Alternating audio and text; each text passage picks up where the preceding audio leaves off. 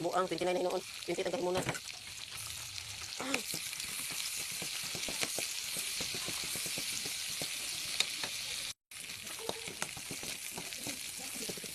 Ibuan mo ni. Alam niyo ini bago. Ibuan sila guys, so kabaho ako na giluto.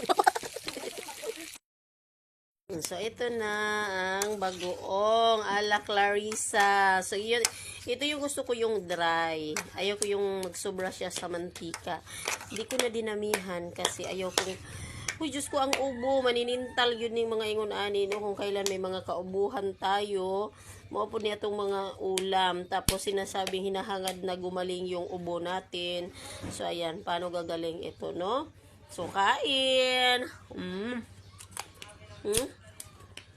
Ito.